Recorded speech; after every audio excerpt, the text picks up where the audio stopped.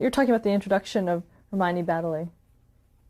Uh, yes, Hermione Baddeley was a delight on the show. She brought a whole new color to the show.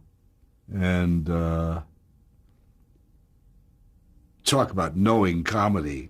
This lady knew comedy. And, going back to the music halls in England.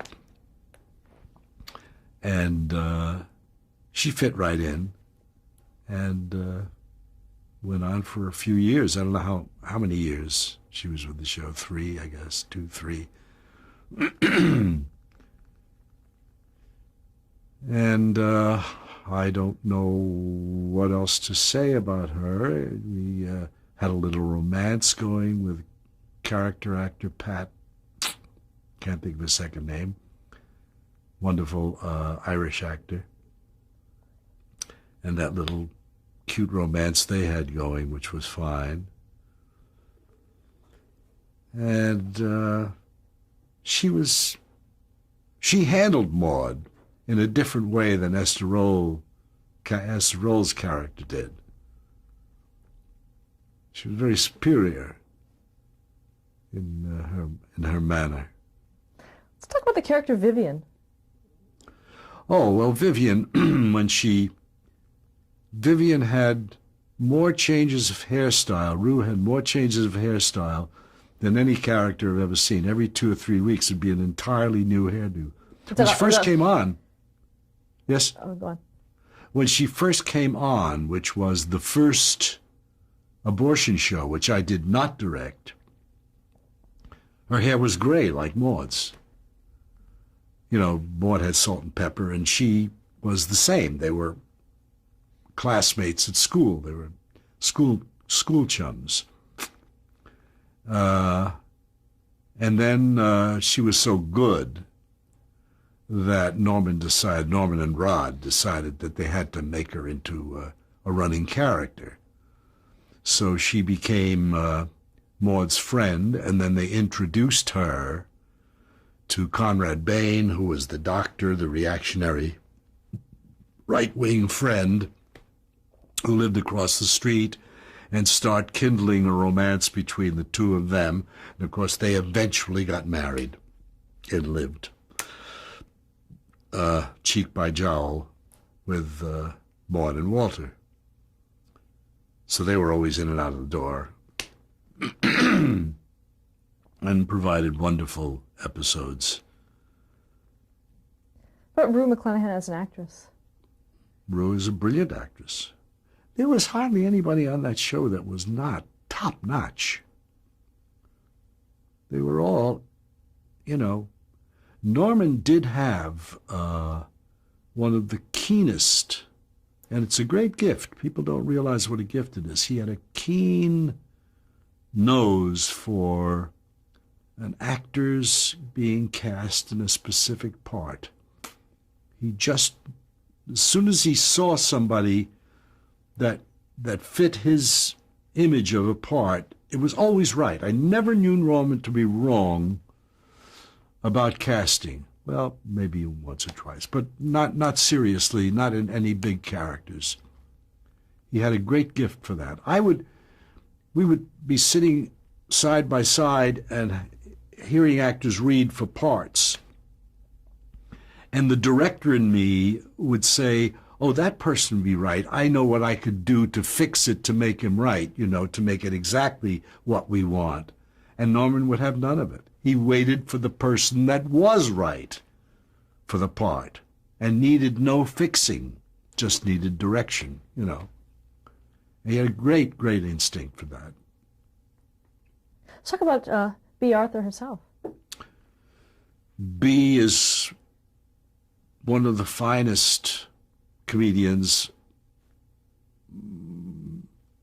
ever. When you think of the funniest women, there's Bea, there's Carol Burnett, Mary Tyler Moore is an actress in a comedy, but she's not a comedienne. She can be, but it's not quite the same as a Carol Burnett or a Bea Arthur or a Lucille Ball, who are distinctive comedians. She is the only actor who can be practically on the same level as Jack Benny with a wordless take reacting to something that's been said. She could take forever and hold an audience in the palm of her hand, waiting for what's going to come out of that mouth. You know, the famous Jack Benny one, your money or your life. And there was just a long pause, and the audience went crazy. The guy said, your money or your life? He said, I'm thinking. Because that was so in his character. And, you know, all the Conrad Bain's character would have to mention the word Richard Nixon, and there would be this slow turn that she did. And the wordless pause in the right spot at the right time. Was there a direction that was there a name for it? You didn't have to direct that. It was apparent as soon as you read the script. You knew when it was going to happen. The audience knew. The audience waited for it to happen. It was like, you know, God will get you for that. It became people knew her for that, and they knew when the bell rang, whatever the thing was, you know, if Walter would say to a stranger, come to the house, I'd like you to meet the little woman. You know, there would be that slow, and you didn't have to write that on paper. It was there. The funniest in the 6 years of the show, the funniest wordless moment, which lasted so long that we had to cut some of the laughter, was an episode in which Vivian, next door, Rue McClanahan's character, felt that the excitement had gone out of her life, the sex life between she and her husband, who was a doctor, who saw naked ladies all the time, but felt that she had to do something she had read some books or seen some things, and she was going to try to put romance back in her life. And we knew this from a conversation she had on the phone at home, that when Arthur comes home tonight, she's going to surprise him. And she was going to wrap herself in saran wrap. And when he opened the door, she was going to greet him. Now we cut to another scene where Walter and Maud saying, I'm worried about Vivian. She's so taken up with this excitement in her life not working anymore. Let's go over and talk to her. So they walk across and they come up to the door and they ring the bell. And Vivian looks at her watch and realizes it's time for Arthur to come home. And she runs to the door, flings it open, and opens the raincoat that she had on and says, hello, darling. Sees them, screams, and slams the door in their face. Now, I was on their back across to Rue McClanahan, so we could just see her face when she opened the door. We knew, because of all the preset, that she was wearing nothing except saran wrap. So we see her scream, terrified, slam the door in their face, and I'm on their backs. And I told them, don't move a muscle. And they just stood there. No faces, just their backs. And the audience started to laugh and could not stop. It's because we didn't do anything. We just froze that shot, just the breathing of Walter and Maud staring at that front door, but what they had just seen. And the audience knew what they had just seen. And after about 15 seconds, B just shifted her weight from one hip to the other hip, standing there, and the laughter started all over again. And finally, she said, "I think we ought to go home, Walter." And another laugh, and they walked away. But that thing, it lasted 30-some-odd seconds. We didn't have the time to stay on it that long. That was wonderful. That was a nonverbal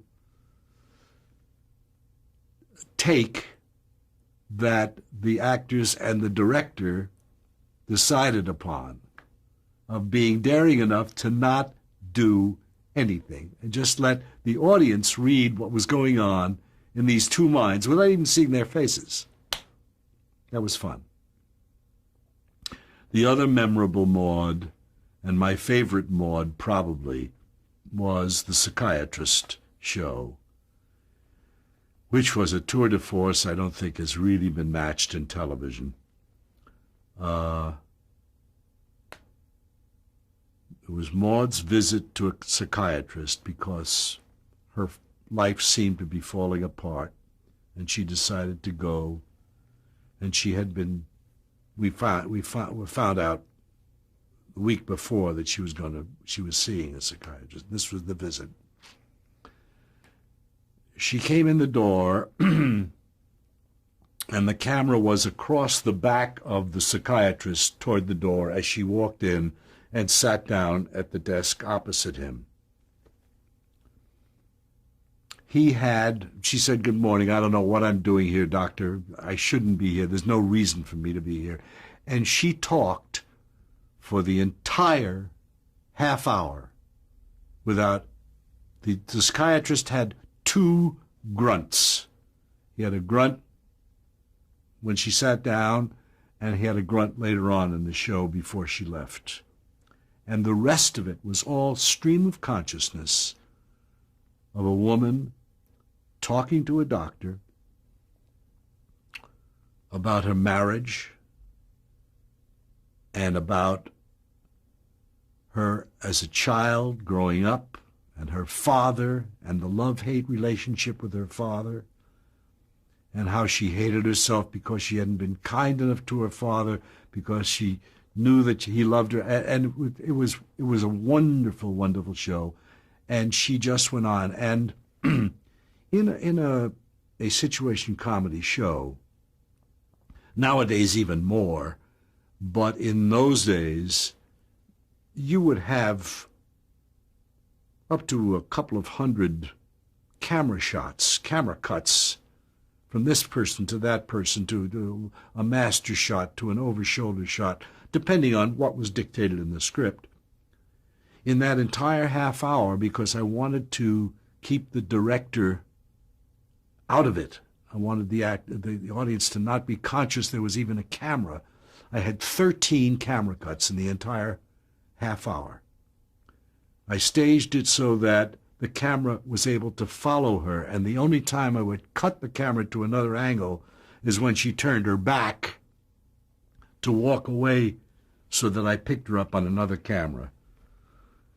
And then when she finally came to lie down on the couch, I had an overhead camera that slowly moved in to her. And then when she got up again, I cut to another. But there were very few camera cuts, 13 camera cuts in the entire show. Never did a show like that. And there was a standing ovation when we finished the show. And Norman brought roses and gave roses to her. And we did it again. We did all shows, of course. We did twice. We did a matinee and an evening show in front of an audience. And not a syllable was muffed or lost or anything. She was magnificent and brought you to hilarity and tears in that half hour. How did you work with her before the show, in terms of the pre-production for that show? The two of us just rehearsed. Suggestions, moves, where she should go. You know, there was one important shot where she had to go to the mirror to look at herself in the mirror. and I had what we call a mirror shot over her shoulder to her image in the mirror. And she had to hit a specific spot in order to, so that the camera could see her while she was looking at herself, you know. And she had a wonderful line there. And she said, I can't remember the exact line, but it was the effect of, why am I complaining about myself? Look at that face. The clean-cut, strong features of, oh God, I can't think of the actor's name now. Who played Bradley? Who played the general, the famous general? George C. Scott? George C. Scott. The cool, clean, crisp, strong features of George C. Scott. She said to the, I'm sorry I lost it up, but that was the line, to the mirror looking at herself, which was hilarious. Not the way I did it, but the way she did it. And so there were specific things that had to be done mechanically, and she had to get on the couch so that we could get to the overhead camera shot. And we just discussed it, and she got the script out of her hands in a day and a half. By the middle of the second day, we put the script aside, and she would just get prompts if she got a little bit lost. So we could do the same, go through the same material and refine it as to attitudes and where we were going to break and the jokes and so forth. Did you feel you were taking a risk with this particular show? No, but she was. I don't know. Risk is not a word you think of. You think of challenge. You don't think of risk. It was a challenge. It was a challenge for her. It was a challenge for me. It was a challenge for Norman. It was a daring thing to put on a situation comedy nobody else but the one person for an entire half hour. I think it was Rod's idea, Rod Parker's idea, which Norman, of course, subscribed to. Beautifully written. And as I say, hilarious and bringing you to tears at the same time during that show. Let's talk about some other episodes that you directed. Stitch in Time. That was the facelift episode. Oh, the facelift, yeah, that was fun. That was fun. Maud goes to get a facelift. And I had a camera that was on the floor. She's all excited, waiting for Walter to come home to see her, to see how she looked. And something falls down, and she bends over to pick it up just as the door opened, and Walter walks in and looks and says, I'd recognize that rear end anywhere. And the slow rise and turn, of course. Because he didn't see any big difference. He said, you're just as beautiful as ever. What did you do? You know. Maud's Dilemma, Part 2. That was the abortion episode. Yeah, that was the show that everybody was timorous about. Everybody was afraid at CBS, you know, the powers that be. And there were stations threatening, many stations talk about threatening not to carry it.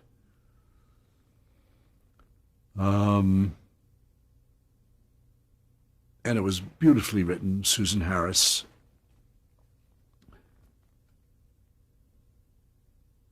And it was the kind of daring thing, and Norman had such a great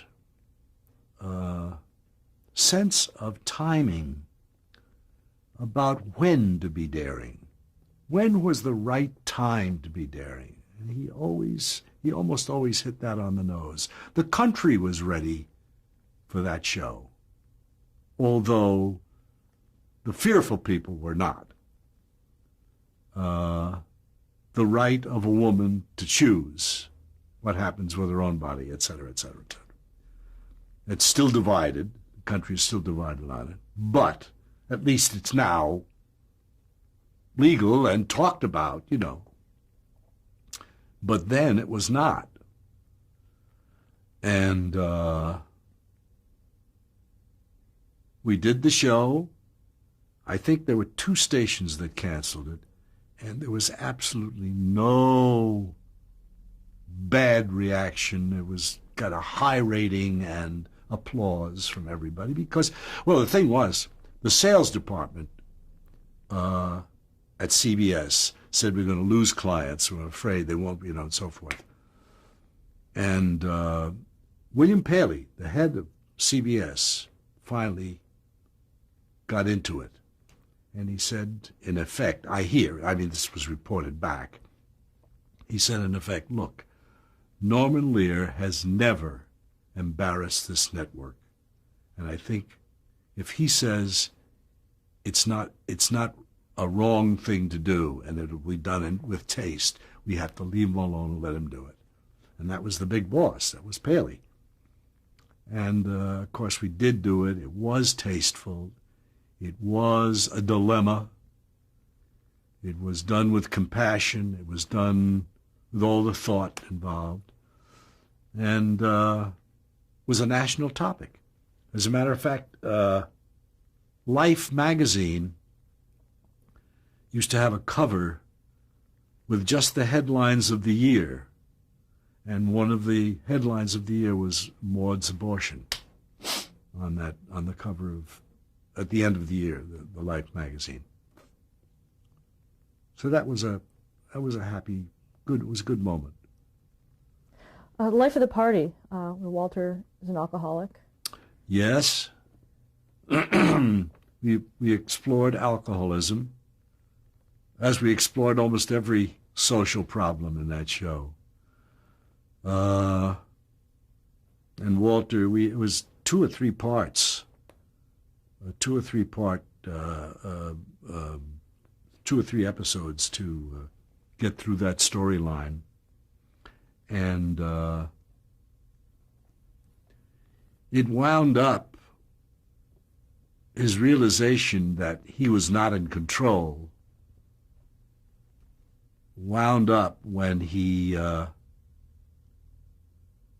slapped the kid who was complaining that he had ruined his bike or something.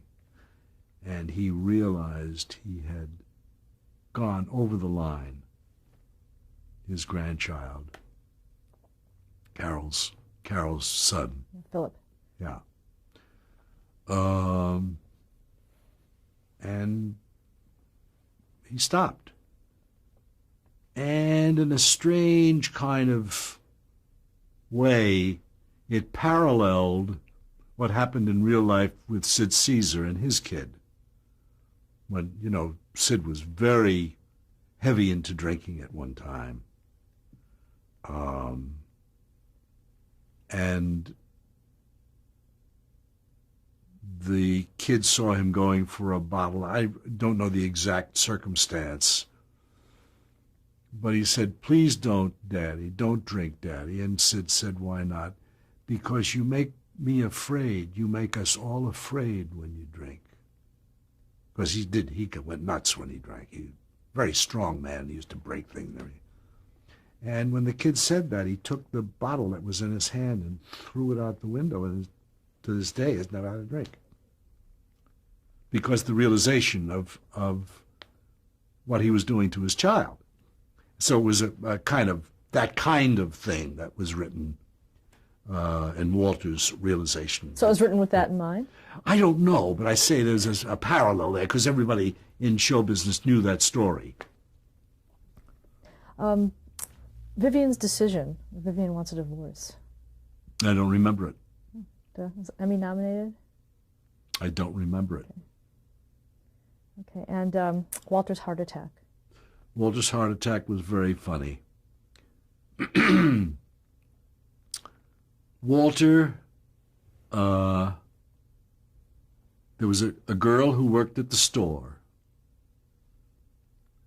who was very depressed, had broken up with her boyfriend, and he found some kind of a note of goodbye left at the store. And it was it looked like a suicide note. So he rushed to her apartment, and she was indeed contemplating suicide. And he talked to her and kind of started to talk her out of it when he had a heart attack. Not a terrible one, but a heart attack. And he said, oh my God, call this number. And he gave her Arthur's number, who's a doctor, his friend. And Arthur came there and he said, whatever you do, we mustn't tell Maud. And Arthur swore not to tell Maud, got him to the hospital, and then told Maud that he had a heart attack. But he didn't want her to think, he was perfectly innocent. He didn't want her to think that he had a heart attack because he was fooling around with this pretty girl who worked at the store. And he was in the hospital, and she came, and he came through it, and the doctors, Arthur, and doctor said he's going to be fine. It was just a minor heart attack, and he has to do exercise, and he'll be fine, and nothing to worry about. Meanwhile,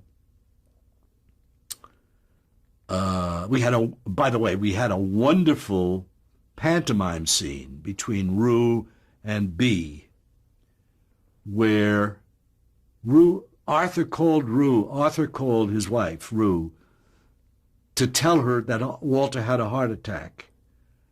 And Rue ran over and couldn't get it out. And Bea said, what are you trying to tell me? And Rue started pantomiming. Arthur got fresh with you. No. And she pantomimed the whole thing of, oh, I get it. Walter had a heart attack. And she fainted. Maud fainted. That was how she found out about it. Then she went to the hospital. And finally she found out about the girl. And in the hospital, when Walter comes home from the hospital,